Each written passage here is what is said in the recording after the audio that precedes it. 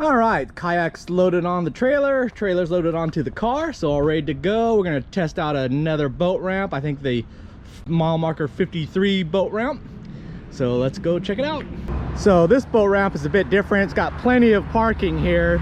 The boat ramp is kind of pretty far past these trees that are blocking it on the other side there. The way you do is you come in, you drop your boat off at the launch, and then you have to go cross US 1, come back, and then you park straight in there. So a bit of a hassle. What's easier for me, when it works out fine, is I just come in, park straight away. I'm going to use the wheels on my kayak and then just use this little side loading area over here, which is kind of convenient for me. So, and then when I come back, what I'll do is unload everything, just the kayak, and then load the car up, then run over there, load the kayak, and then I just head straight out. So I think that's the best way to do it. So let's get loaded. Okay, I'll just keep the basics, what I need to paddle from the launch just to right here and keep it light. So let's go walking. Yeah, that worked out pretty easily. You can see there's the boat ramp there. Just got to walk it over there, and I'm parked on this end where the walk down steps are. So keeps me out of the hassles of all the boats coming and going. They're already stacking up. So yeah, that works out good. All right, we're loaded up, ready to go. There's just 3 boats there, but it's already a bit of a cluster. People swimming and locked up there. But yeah, I just, car's right there. I just dropped all my stuff on the top, dropped it here. And then actually I could just lean over and drop stuff where it's supposed to go in the kayak. And then just lay the motor here, and that's the last thing I just put on, just swing it on and it goes. So, boom. Let's go prospecting and fishing, hopefully. All right, so this is a mile marker 54 boat ramp right there, just right here at the corner right now. This side's perfect because right now we've got east to west winds, 5 to 10 knots, so it's basically blowing this direction across. So all these edges sticking out will be wind blocks, so that'll be perfect for these normally east winds that we have. Plus I've got these fingers sticking out, these peninsulas. That'll provide really good wind blocks for all these areas here. And then on top of that, we've got these bamboo key here, so we could check out. There's the mile marker out here. So I think that was kudas and snappers out there. But we're gonna check all these edges along here, all the way up till the grassy key inlet. I wanna check these little throughways that used to be throughways, but I think they're blocked off now, just to check them out. But that's our plan, do a little bit of running and gunning and see what we see. Nice little rocky edge here. Gets a little bit deeper. You can kind of see where we're at low tide, so we're about a foot below. So it's kind of low right now, but it's still enough depth around here. It's a pretty cool stretch right along here. It's got that volcanic edges, but we're really open and exposed to the wind, so we want to get over there to those edges. That's where the wind block will be. But still good depth over here for some chumming. Just saw some big old sandy pilchards. Dang it. They're back in that pothole over there. No, I gotta stay focused. That edge wraps around into this cove, which is pretty cool. Some deep undercuts there.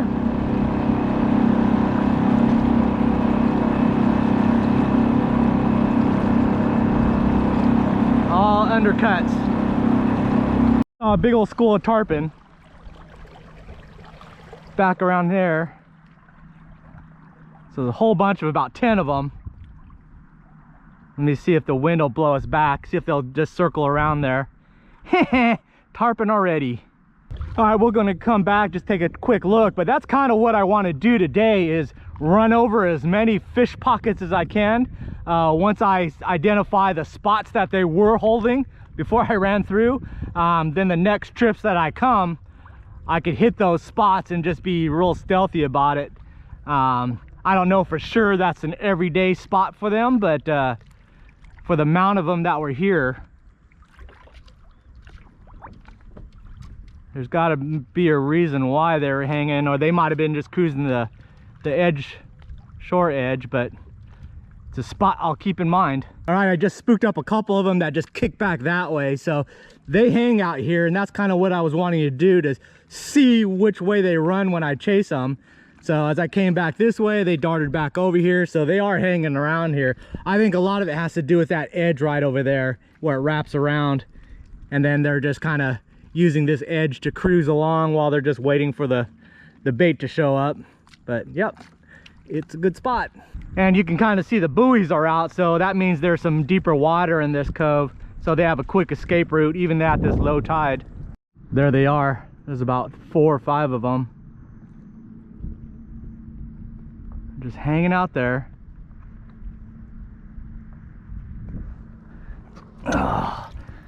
So this is actually a home spot. I haven't moved more than 20 feet. And they all just came back to this spot here.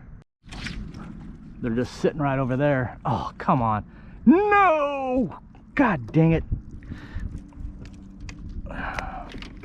Why? Just why? I can't see them. They didn't have a care in the world that I was around here.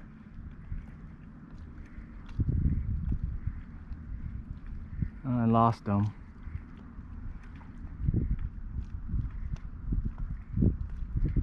Oh! Something hit it. Oh, snappers. Oh, there's one right there. Oh! There! Keeg! What do I have on here? Oh, it's the weighted. Don't need the weighted. Oh, they're coming right up to the kayak here. Oh, oh.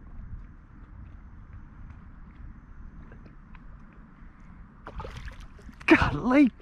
Grr, animals.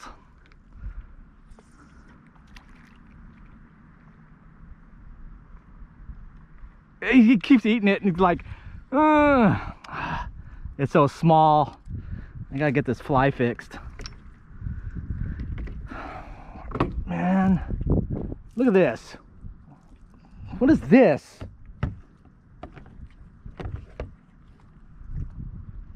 What's the plan for this? Oh, they're rolling over there. They have identified that I have very little risk to their lives. I am a source of very little danger in their minds.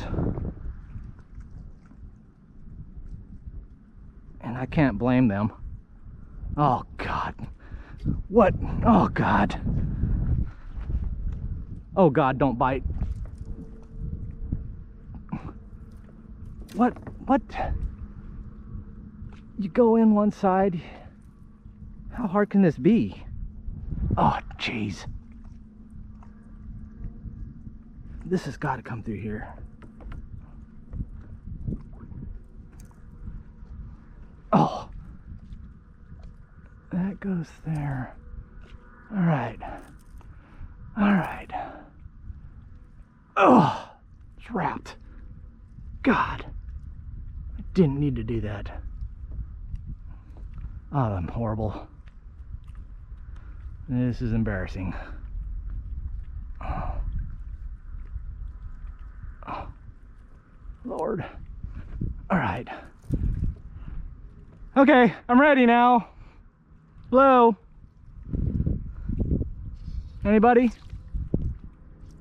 Someone? Golly. There, they're swimming towards me. Oh, back casting. Joy of back casting. That's not bad. They're kind of around that. Oh, oh, I think they're right below it. Oh, there it goes.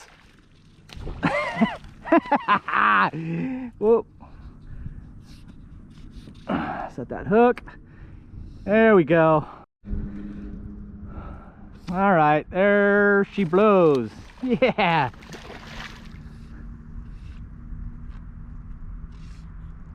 All right, jump off. I gotta go. I got things to do. I got more prospecting. Oh, oh. Don't break the rod tip. Wow, he's bleeding. I think he swallowed the fly. All right, so we gotta do a quick cut. Let him keep a souvenir. That way I'm not yanking on him too much. All right, let's go, buddy. We gotta end this quickly here. Want you to grow up to be a 150 pounder. Yeah, he swallowed it. There he goes. Sacrifice a fly, but I know how to tie them. Bam! Prospecting 101, sight fishing 101. All right, let's keep on working our way around, see if we see some other stuff. The other thing this kind of cove is good for would be shoreline scavenging. I haven't done that in a while, but it's basically going up and checking out all the rubbish that's up in there. So right there's a bait tank. Someone made a 55-gallon drum, put a bunch of holes on it, and it probably just got broken loose from their dock. And you can just keep your pilchards or pinfish in there. There's someone's fishing bag. There's a stroller, bunch of crab buoys. But the plastic and all that stuff will get pushed way in there, so you can just kind of walk along the edges and see what you see in there. Buckets. Need any 5-gallon buckets? There they are inside here. Anything plastic wise. Tubs. There's a nice big green tub in there. So lots of stuff. All right, so does this layout look somewhat similar? Because as I was coming around, ran into another school of tarpon sitting right over here. And so this is basically the same exact makeup as the spot I found those other group of tarpon. So that's kind of a thing. I'm pretty sure I know what it is, and it's more of a freshwater fishing thing. But the wind, as you can kind of see with the waves, is coming straight this direction, right into here. You can see the weeds building up in the trash. What happens is that wind also creates its own current, which also pushes in bait, and fish like to collect in these little coveys where it kind of pushes things to them. But that's kind of like a bass and trout fishing thing on the lakes. But that's why I'm thinking I'm seeing these tarpon running along these edges in these kind of sections here. So now I know, just as I'm working these edges, whenever I come across these coves, as soon as I get that point, I'm going to shut down, and then I'm just going to slow paddle my way along this side here, keeping an eye on the edges. Saw this big sea creature here. Big old manatee sleeping around.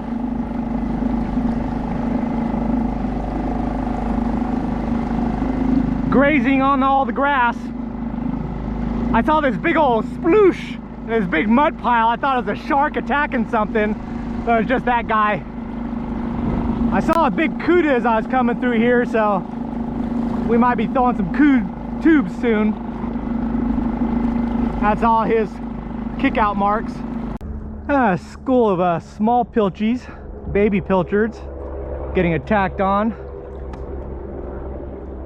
You could cast net these, take them over to those edges over there, and just start feeding up all the snappers and stuff, and then those tarpon would show up.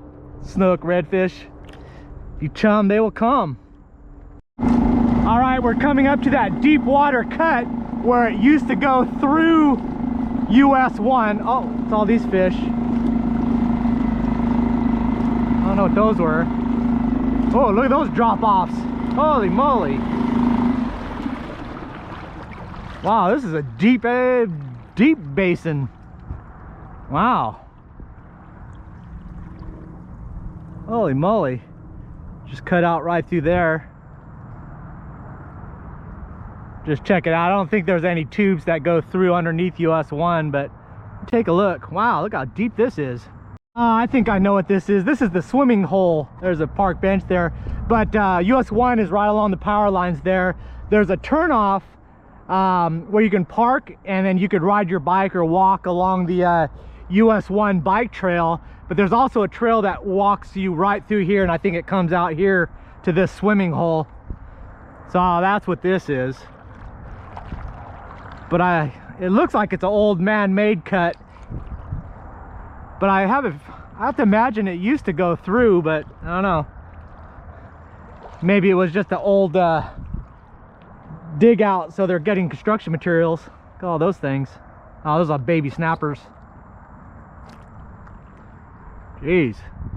Sea monsters live in this hole. Oh, there's a car. Somebody's car. Yeah, trailhead marker there.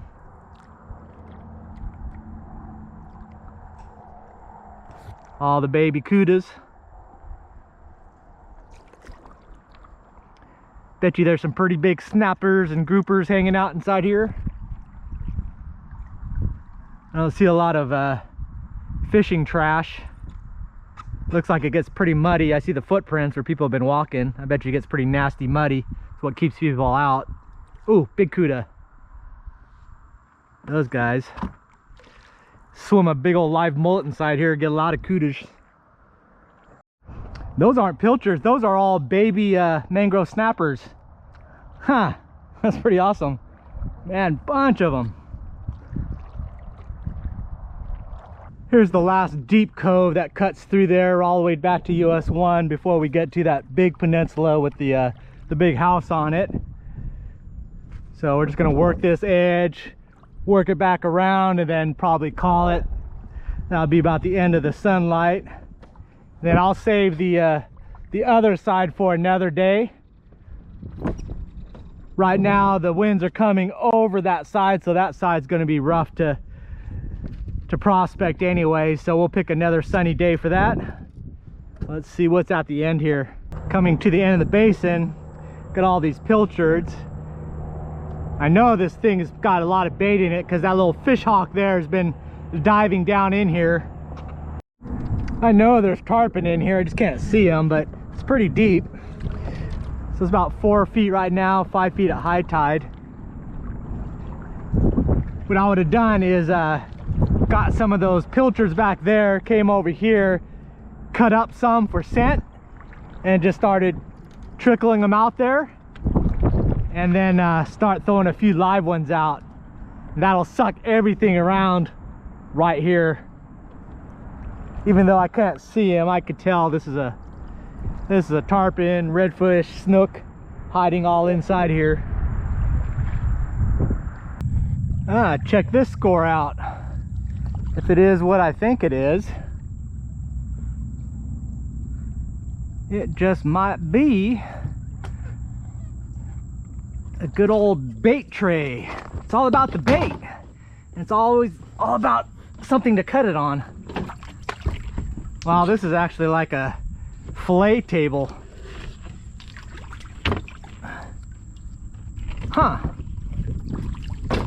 It's not bashed up. That's a still good condition.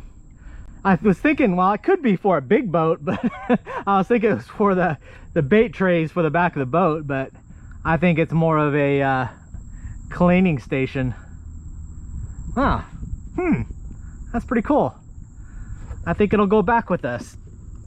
Let me see here how it's gonna fit. Yeah, that'll work. I don't quite need one at home, but we can do something with it. It's worth some money though. Yeah, good deal. All right, so we reached the end of the peninsula here. Got the maiden house over here and the mother-in-law house and guardhouse along here. So we'll just run to the tip there and then drift our way back. I can't really do much because the wind shifted.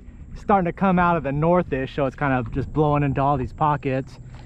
Plus I lost the sun.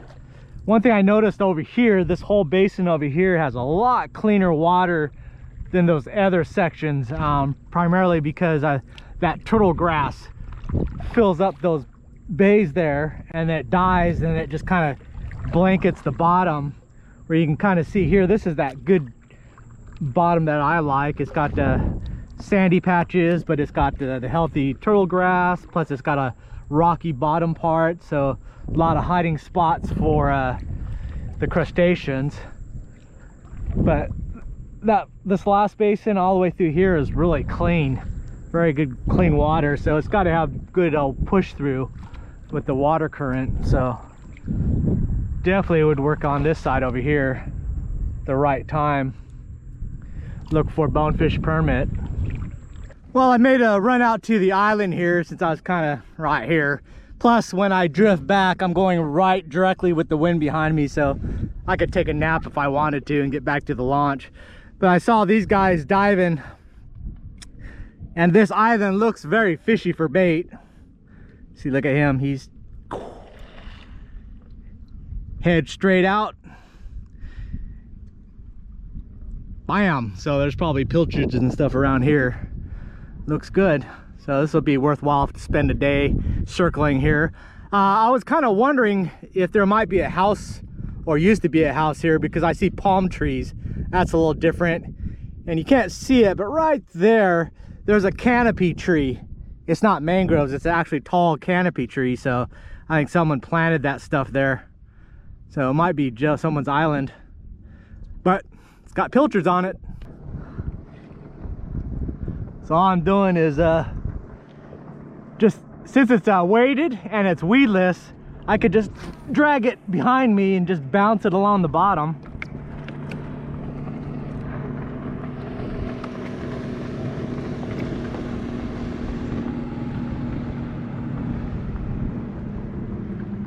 Got something on the little shrimp. The weighted jig head with the Shimano. What do we got? Oh. Fighting pretty good.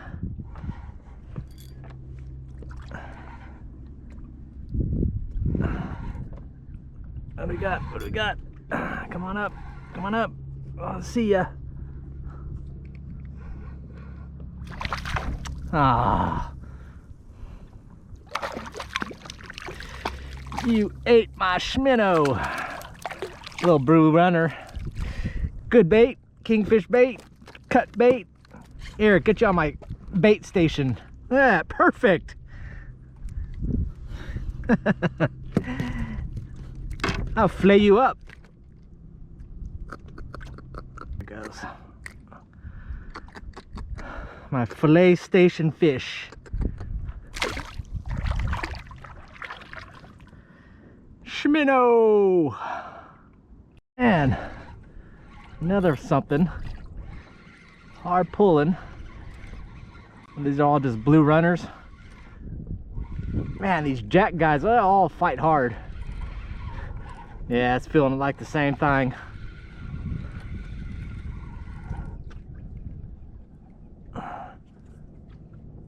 Oh, that's not right. There we go. Looking like the same. Yep, it's the same. Get onto my bait station table. It's my landing table now. Stop kicking up slime everywhere. Stop.